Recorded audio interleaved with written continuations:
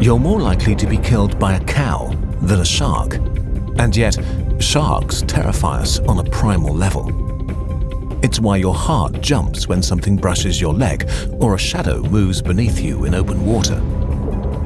Take the great white with its endless rows of razor-sharp teeth and explosive force. But there are others like the striped cat shark, whose main defense is to curl up into a ball and hope for the best. Our fear of sharks isn't ancient at all. It's surprisingly recent. And once it took hold, it changed everything, both above the water and below it. So, how did sharks become one of the most feared animals on the planet when most of us will never even see one? Which are the species we should really worry about? And how has our fear of sharks backfired in a way no one expected?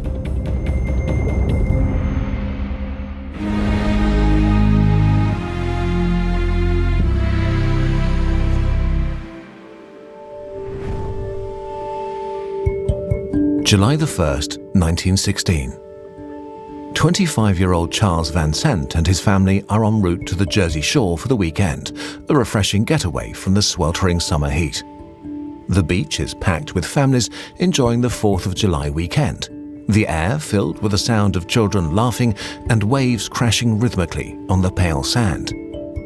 As the family settles into their hotel for the evening, Charles decides to go for a quick dip before dinner. But he wouldn't return the same man. Out in the water, Charles swims alone. Stroke by stroke, he puts distance between himself and the shore. He doesn't see it yet, but below him, a shadow is circling, imposing and immense. For now, he's relaxed, floating in the water, which dazzles in the dying light of day. And then, searing pain. Something has stabbed his leg, like razors puncturing flesh. Charles thrashes around in agony, screaming.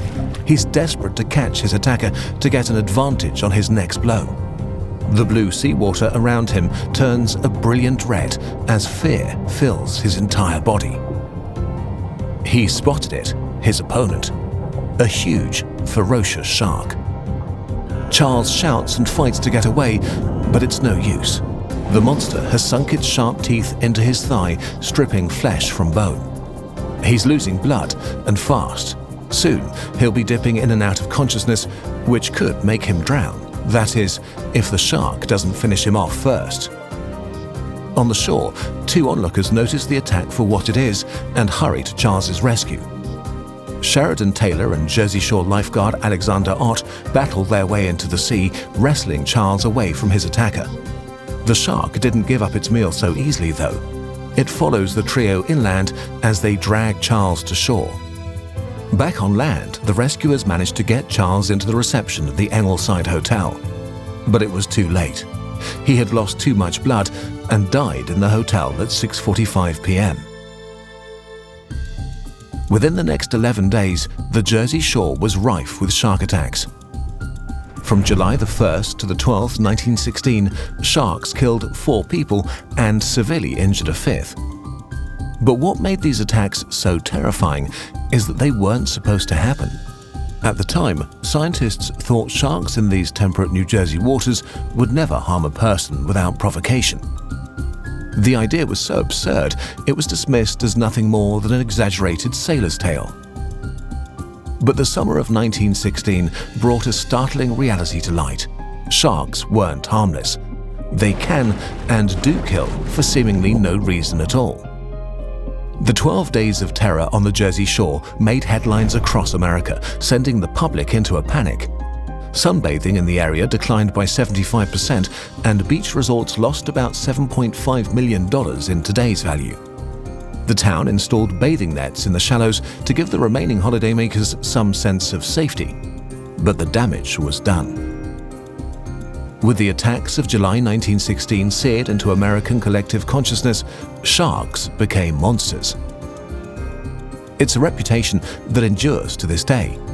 Stories of evil, man-eating sharks tormenting innocent beachgoers live rent-free in our heads. Even though you'll most likely never encounter a shark in your life, you're likely deathly afraid of them. That little spike of adrenaline when you glide out to darker waters or when something brushes your leg is not paranoia, it's a visceral reaction, a survival instinct, just in case there really is something down there.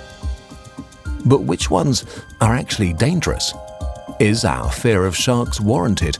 And which species was responsible for the terror on the Jersey Shore?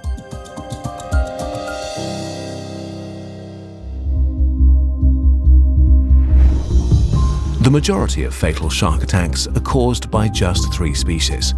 And this is no accident. All 3 are apex predators, evolution's finest killing machines.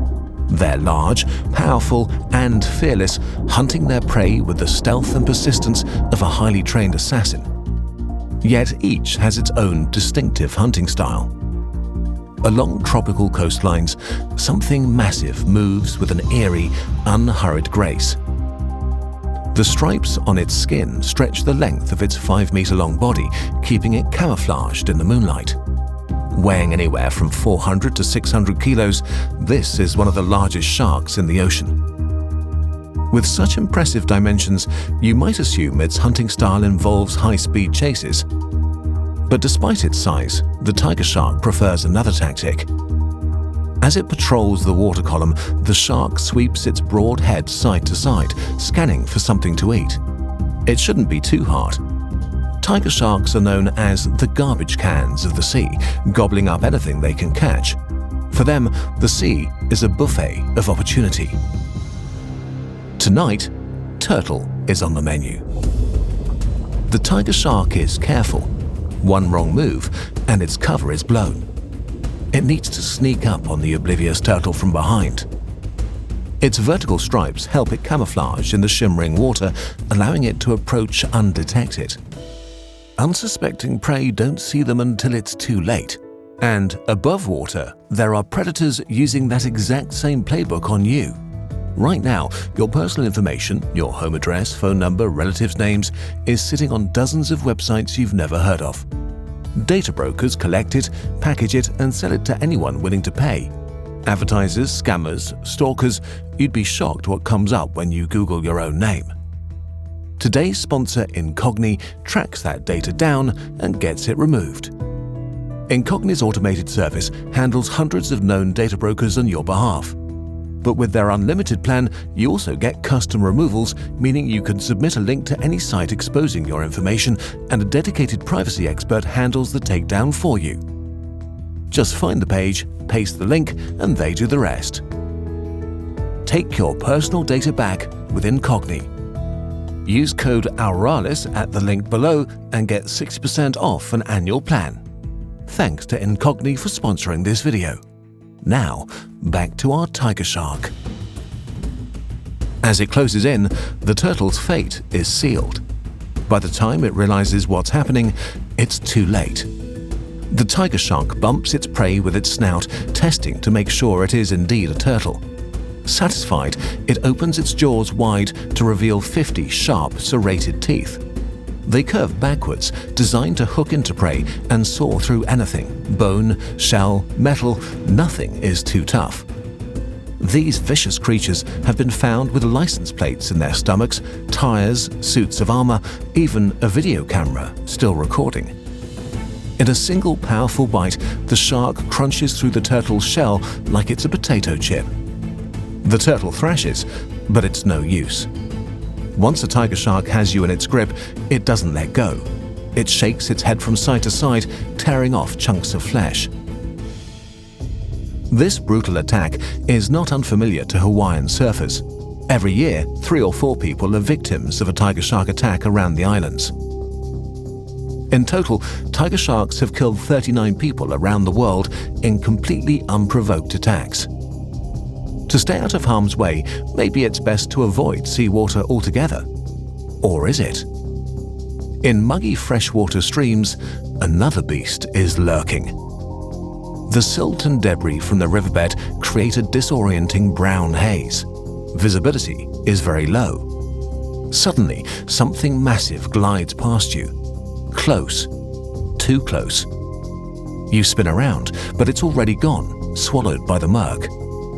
Your heart's pounding now.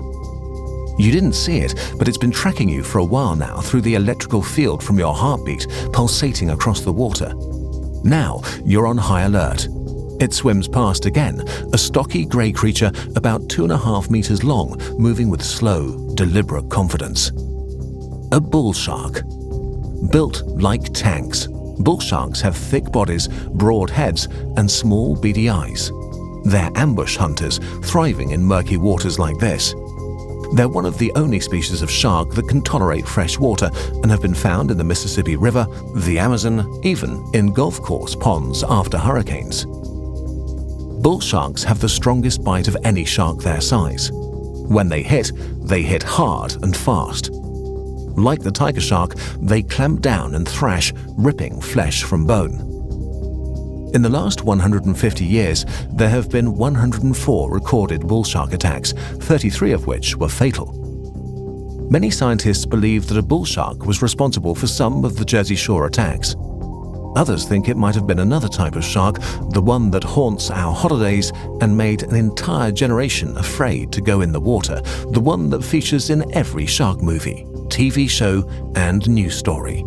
The great white. And, honestly, the more you know about them, the more terrifying they become. Great whites are living torpedoes. They can grow over 6 meters long and weigh more than a car. Their bodies are pure muscle, designed for explosive bursts of speed. When they attack, they can reach 40 kilometers an hour in seconds. Great whites patrol the shallow waters along coastlines, watching the surface for silhouettes. Their grey backs make them invisible from above as they wait patiently for the perfect moment to pounce. All it takes is an unlucky seal, and the chase is on. The great white rises from the darkness like a missile, opening its famous jaws. They can open to nearly 180 degrees, revealing row after row of huge triangular teeth. Once they chomp down, it's over. Their bite force is one of the strongest of any animal, powerful enough to amputate a limb in a single snap. But perhaps the most dangerous tool isn't its teeth, size, or speed, but its intelligence. Great whites are disturbingly smart. These aren't mechanical villains driven by instinct alone. They're clever, calculating predators. They learn from experience and adapt their hunting strategies accordingly. They've been seen returning to the same hunting grounds year after year, remembering which locations are most productive and when. At South Africa's Seal Island, individual sharks learn the exact launch point that gives them the best angle of attack on vulnerable seals, striking from below where the water depth creates perfect camouflage. They shoot out of the water at 35 kilometers an hour, sometimes as high as 3 meters in the air. Known as the Polaris attack, this vertical ambush is so powerful the initial strike is usually fatal. But sometimes the seal survives, and the great white is forced to pull from its backup repertoire, a toolbox of alternative attacks honed over years of watching their elders as a juvenile and then practicing as an adult. It shakes its head violently, hoping to snap the seal's neck, or rolls laterally to keep the struggling seal in sight. These maneuvers aren't mindless, they're learned and refined over a lifetime of hunting. So how does this translate to humans? It's no surprise that great whites are responsible for more fatal attacks on humans than any other shark species. So far, there have been 354 recorded attacks, 57 of which were fatal. Most happen in California, South Africa, and Australia. Tiger sharks, bull sharks, and great whites are apex predators with the teeth, bite force, and hunting strategies to do serious damage. Our collective terror makes sense.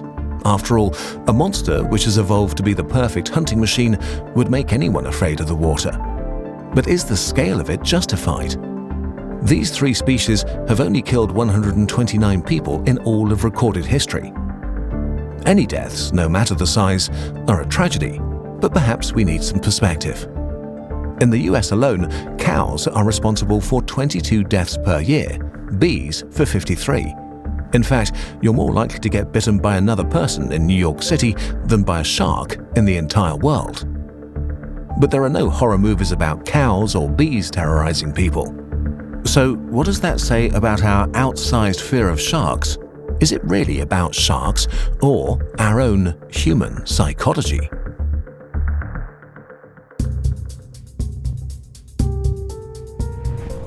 It's June 1975. Jaws hits theaters across the US and is an instant phenomenon in more ways than one.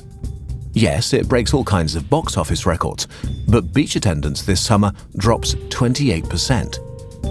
Shark hunting skyrockets as more amateur hunters take to the seas to catch these evil beasts. The reputation of sharks as man-eating monsters was born in 1916, but it wasn't until 1975 that it solidified in the cultural consciousness.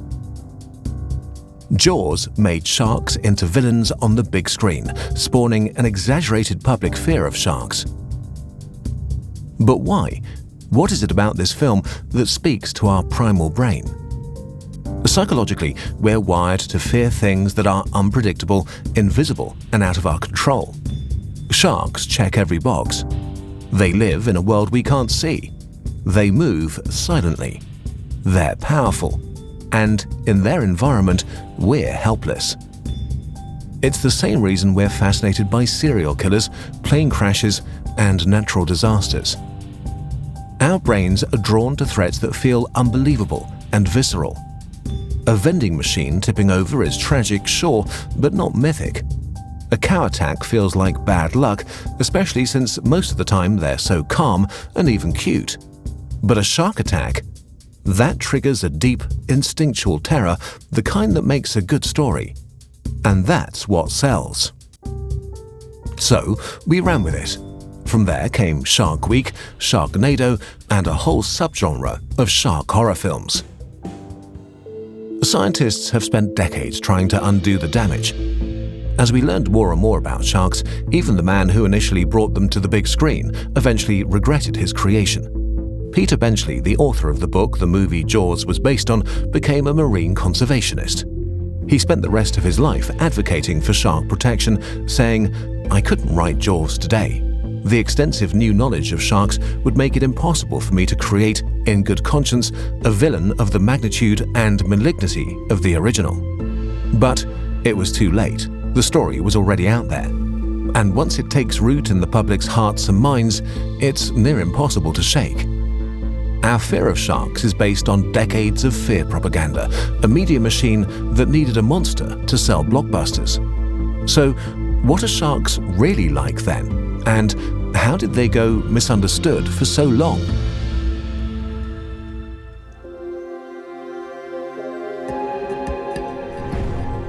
There are over 500 species of sharks swimming in our oceans, and none of them want anything to do with you, and that includes the big three.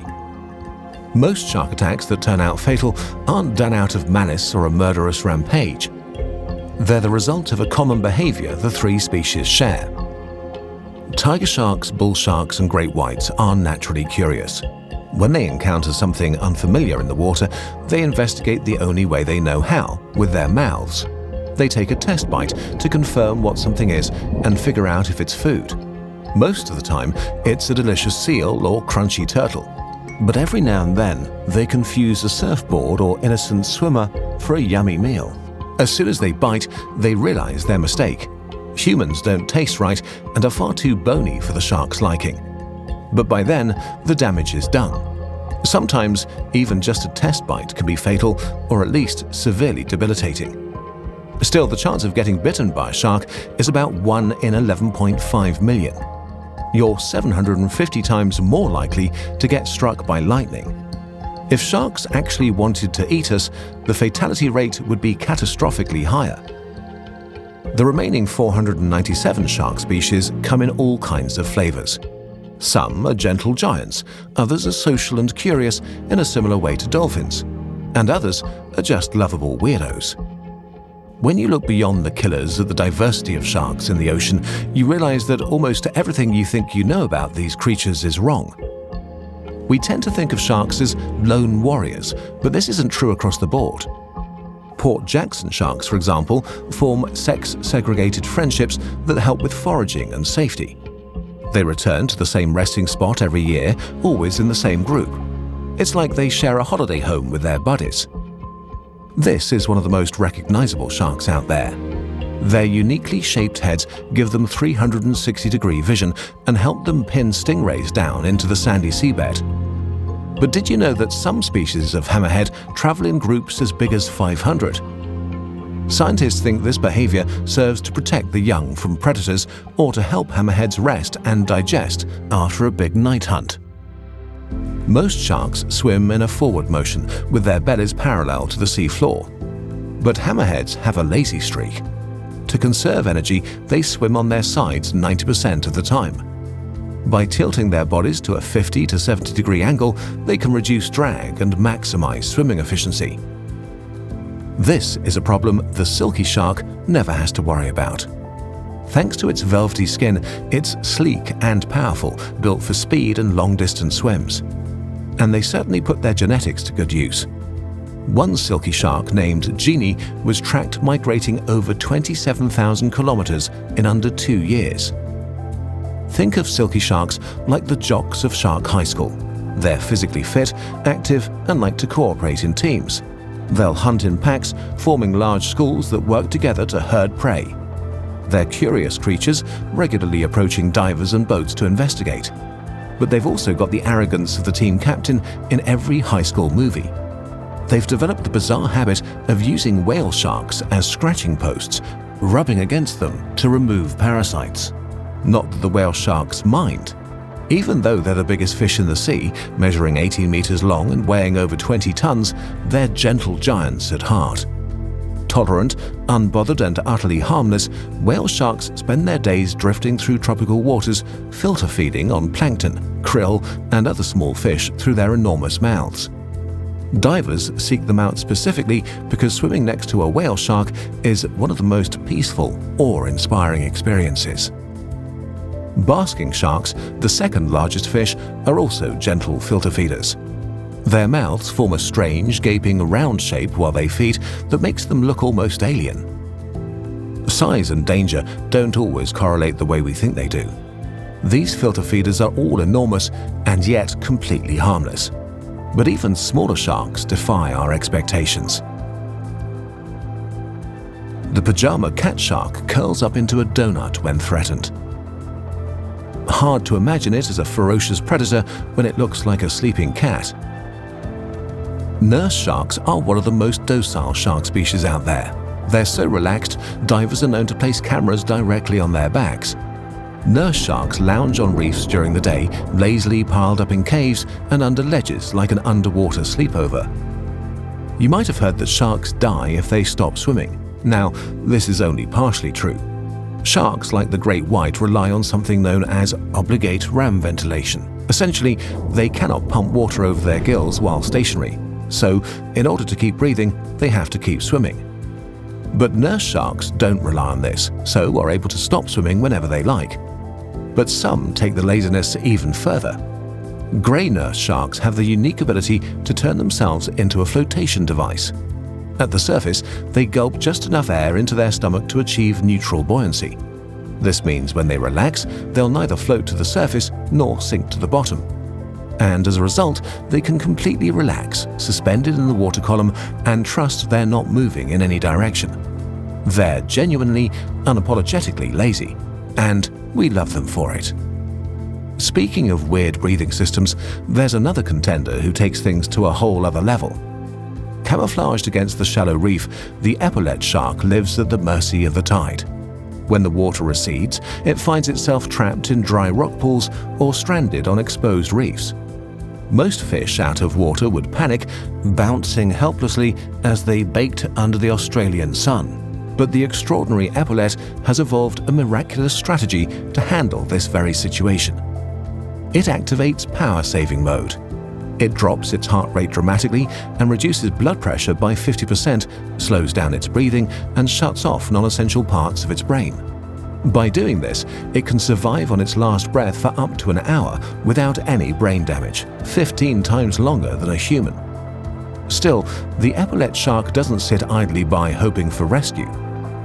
It extends its fins sideways against the slippery rocks and uses them like awkward little legs. Slowly, steadily, it hobbles across the exposed reef in search of shallow waters to slip into. This adorable polka-dotted survivor isn't exactly the villain we've been sold. Of course, there are sharks that look the part, ancient, grotesque, the stuff of nightmares. But just because they're ugly doesn't mean they're dangerous. And the goblin shark is a great example. Its translucent skin and jutting blade-like snout are terrifying enough to see. But just wait until it feeds. Suddenly, its jaws shoot right out of its skull like something from a horror movie. In a flash, the shark grabs its prey before snapping its jaws back into place like a set of overly sharp dentures. It's genuinely unsettling to watch. Or the frilled shark, which looks like it hasn't evolved in 80 million years, because it hasn't. Its slender, serpentine body is built for slow, deliberate hunting, reminiscent of its eel-like lineage. Peer into its mouth, and you're met with rows of curved, needle-sharp teeth fit for any bedtime monster. But both of these species live so deep in the ocean, there's no way we'd ever cross paths with them. They're not threats, just weird deep-sea oddities doing their thing in the darkness.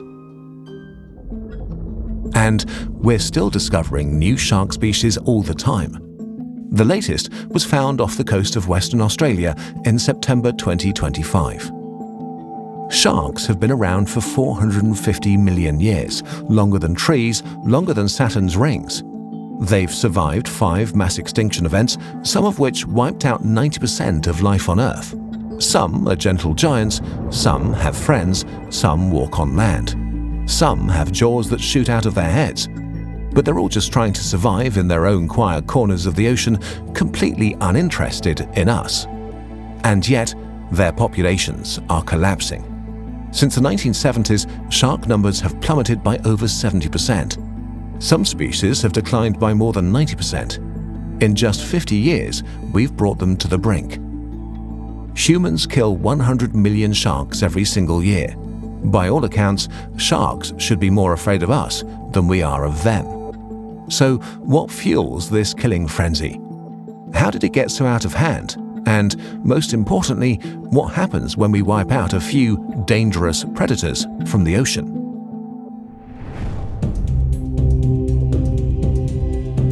Floating in the South China Sea, a fisherman crouches down in his wooden boat. The year is 1420, during the Ming dynasty's rule of Imperial China. He scans the water with all the patience of a master predator. Even though he's been out in the sweltering sun all day, the fisherman's patience doesn't waver. He's not hunting for food, but for fortune.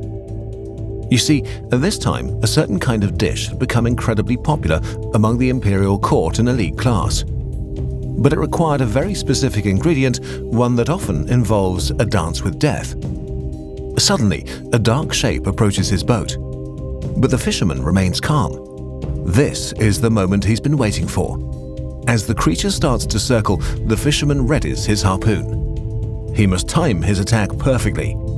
As the dorsal fin slices through the water, the fisherman launches into motion. Without hesitation, he releases his weapon, sending it straight into the heart of the beast. The shark erupts into a violent thrashing, but the fisherman has backup. His crew grab onto the harpoon rope and start reeling in their catch. Hand over hand, muscles screaming, they manage to pull the shark aboard. In one skilled motion, the fisherman cuts off his prized pieces. He's come for shark fins, which will sell handsomely to the imperial palace. Even though it's still alive, he has no use for the rest of the beast. He pushes its bloody body overboard. Unable to propel itself forward, it can't pump water over its gills, suffocating. And as it bleeds out, body burning from all the salt in its wounds, the shark dies an agonizing death, alone in the darkness. Back at the emperor's palace, the fins are transformed into yu qi, shark fin soup. It's almost flavorless. The fins add nothing but thin, gelatinous strands of texture. But this soup isn't about taste, it's about status. To serve it is to honor your guests with something rare, something dangerous, something that requires courage, power, and wealth to obtain. Over time, shark fins become one of the most valuable commodities in Chinese culture, reserved for the imperial court and the elite. And 6 centuries later, this association still endures. Today, the soup is commonly served at weddings and business dinners across Asia. Shark fins can fetch prices of $1,100 per kilo, sometimes even more in premium markets. And as populations have grown, so has the world's appetite. It's estimated that the shark fin market kills between 26 million and 73 million sharks per year, and it's the driving force behind most shark fisheries in the world today. Once finned, the sharks face the same fate their ancestors did 600 years ago. They're discarded, tossed overboard to sink to their deaths. Many of the species affected by this practice are listed as endangered or critically endangered, including the scalloped hammerhead, the school shark, and the short-fin mako. Surely such an inhumane practice would be outlawed, right? Well, culture is slow to change, especially when profit is involved. A 2012 survey found that only 6% of luxury hotels in 3 major Chinese cities had stopped serving the dish. And international intervention is sporadic and shockingly recent. So far, only 49 countries have banned the practice of shark finning, among them Canada in 2019 and the US in 2023. But illegal, unreported and unregulated fishing activities continue. Sharks are still washing up by the millions because of it. And it all happens under the guise of innocent accidents. About 50% of sharks killed each year come up as bycatch from longline fisheries. Bycatch is when fishermen catch something they claim they weren't targeting, animals that get tangled in nets or hooked on lines meant for other species. Longline fishing, for example, involves setting out kilometers of line with thousands of baited hooks. These are usually designed to catch something like tuna or swordfish, but other animals, dolphins, turtles, and of course sharks, get caught too. Fishermen know how to avoid trapping sharks. They can choose to lay their lines in areas where shark encounters are far less likely. They can use gear specifically designed to let sharks break loose, like nylon leader instead of steel, or soft hooks that break under pressure, allowing a shark to fight its way out. Most sharks who escape recover and survive. So why don't fishermen make choices that would prevent shark bycatch? Because there's no financial incentive to do so. Their accidental catch can be worth hundreds or thousands of dollars on international markets. Some even target sharks deliberately while technically fishing for something else, exploiting loopholes in regulations. Until all forms of shark fin trade are completely blocked, sharks' fins will be worth more than their lives. And they'll continue to be hunted at unsustainable rates that threaten the entire balance of the marine biosphere. Because shark populations can't simply bounce back. Most need at least a decade to reach sexual maturity. For great whites, it's 15 years. For bull sharks, about 20. And then there's the Greenland shark, that ancient, slow-moving creature that can live for over 400 years in the freezing waters of the Arctic. A Greenland shark born today won't be able to reproduce until the year 2176. When sharks do finally reproduce, they have very few offspring. Most fish species can lay thousands or even millions of eggs at once. Most will die almost immediately, and those that survive are on their own from birth. But sharks take a different approach. Like us humans, most only have a handful of babies in their lifetime and invest heavily in them. It's a strategy that works beautifully when populations are stable and the environment isn't hostile. But when you're being systematically slaughtered, it's your Achilles heel.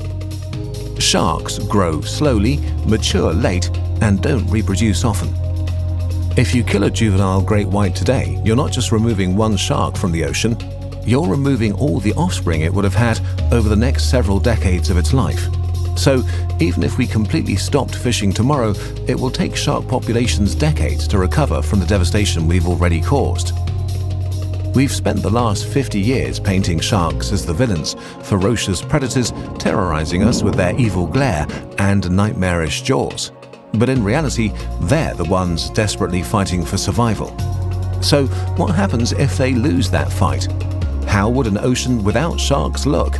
And why is it something we should desperately avoid at all costs?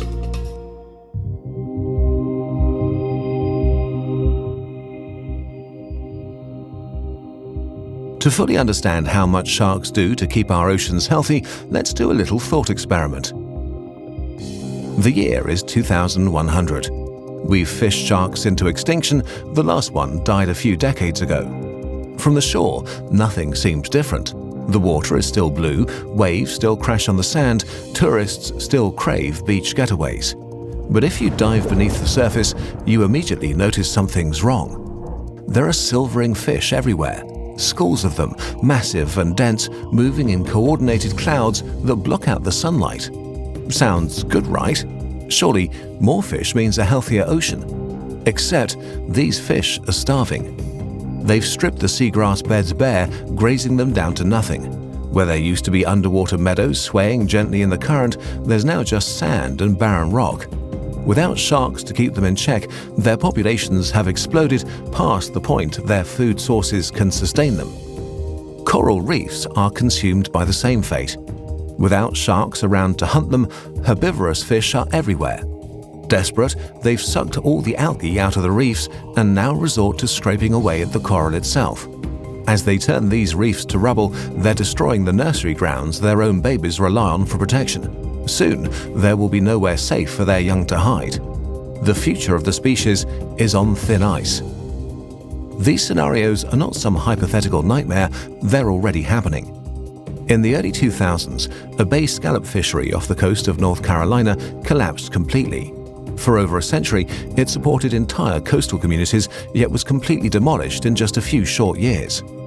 When populations of bull and tiger sharks in US coastal waters collapsed due to overfishing, their prey suddenly had free rein. Cow-nosed ray populations exploded, increasing almost 10 times their usual numbers in some areas. And if there's one thing these rays love, it's scallops. They tore through the fishery's scallop beds like locusts, decimating the entire population. By 2004, there was nothing left. The entire fishery was gone. The boats that used to harvest scallops now sit unused at the docks, a stark reminder of what happens when you remove a predator from the top of the food chain. But removing sharks from the seas does more than just destabilize food chains. Remember those seagrass beds the silvering fish ate up? They were carbon sinks, methodically pulling carbon dioxide out of the atmosphere and locking it away in their roots and the sediment below. Losing them to overfeeding is like clearing an entire underwater meadow. With less seagrass to absorb it, more carbon stays trapped in the atmosphere. Both the climate and seawater warm faster, and as the water warms, algae blooms explode across the surface. These blooms are fed by a cascade of dysfunction. The overpopulated fish release huge amounts of nitrogen and phosphorus as waste products, exactly what algae need to thrive. In a fury of excitement, the algae gobbles up these nutrients and experiences an incredible growth spurt. This would be wonderful if its success didn't come with such devastating repercussions for life below. As the algae grows, it sprawls across the surface of the water in thick green mats. They block sunlight and suck oxygen from the water, leaving a path of destruction in their wake. Whenever you see the green stain of an algae bloom from above, what you're really seeing is the tombstone of a mass grave. The flag of a dead zone filled with the bodies of everything that suffocated because it couldn't escape in time. And just when you think a sharkless ocean can't get any worse, you realize the damage runs on a much deeper level, a molecular level. Without sharks to target the sick and weak, disease spreads like wildfire through fish populations. Parasites and pathogens that would normally be contained now tear through entire schools unchecked. The surviving fish are smaller, weaker, and sicker. And because there's no pressure to stay strong anymore, their entire gene pool is deteriorating. After so many millennia of evolutionary progress and refinement, natural selection reverses course. And for the first time in its history, species begin to get weaker instead of stronger. Eventually, the collapse reaches land. Fishermen report smaller catches, thinner fish, empty nets. Coastal towns that have relied on fishing for generations watch their economies crumble. Tourism drops as the rotting stench of algae blooms wafts over entire beaches. Jobs disappear, communities fracture. Once an ocean collapses like this, it doesn't just bounce back. There's no reset button. Luckily, we aren't there quite yet. This future isn't set in stone, but some species are already teetering on the edge. Their populations so decimated that extinction is no longer hypothetical, but a real possibility looming closer and closer. So, which sharks should you actually worry about? And what are we doing to save them?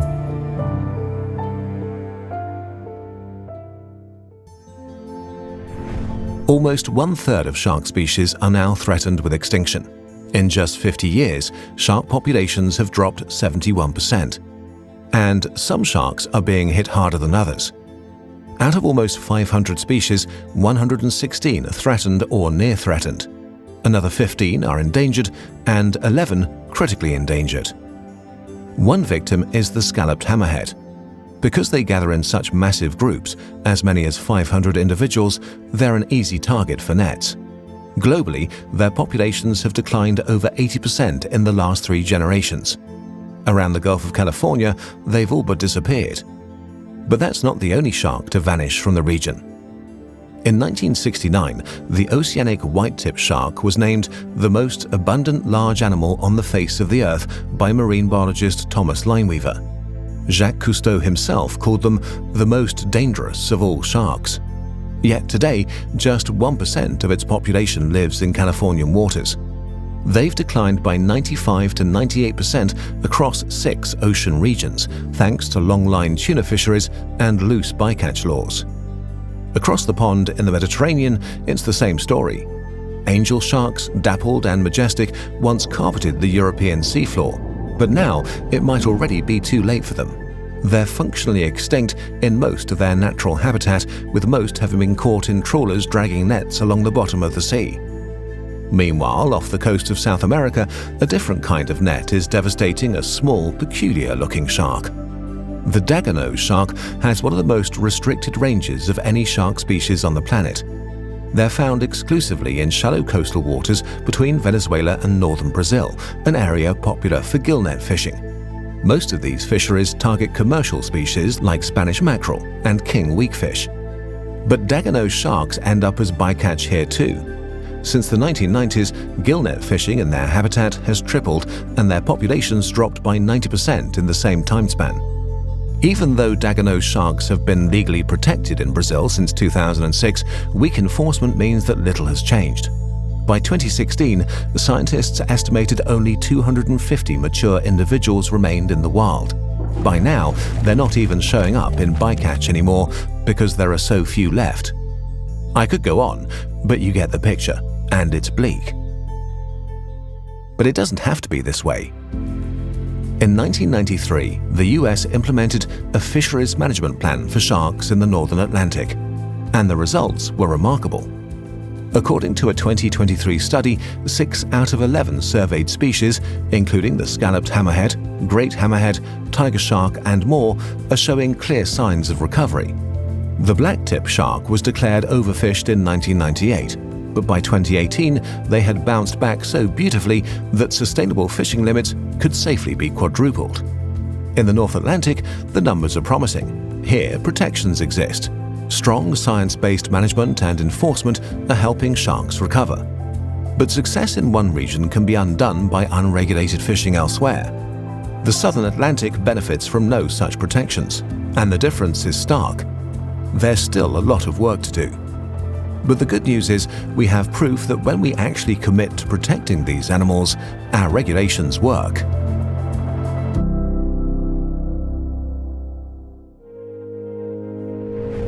We started this journey afraid of teeth, of power, of the unknown lurking beneath the surface. But now, you know the truth. Sharks aren't the monsters we made them out to be. They're a wildly diverse family of animals, gentle, awkward, curious, social, and sometimes downright bizarre. Just because you might not want to swim with them doesn't mean they aren't beautiful creatures who have their own place in our world. And yet, we're on the verge of losing them. Populations have been collapsing worldwide since the 1970s, bringing a few dozen species to the brink of extinction. And, as we've seen, an ocean without sharks is an unhealthy, dysregulated place. So the sharks you should worry about aren't the ones that might attack you. They're the ones disappearing at unprecedented rates. Sharks have survived for 450 million years. They're nothing if not warriors. But they need our help to survive. Well, us. The good news is, with the right interventions, we can save these misunderstood creatures. And maybe in saving them, our compassion will override our fear and we'll finally see sharks for what they've always been, instead of the villain we made them in our minds.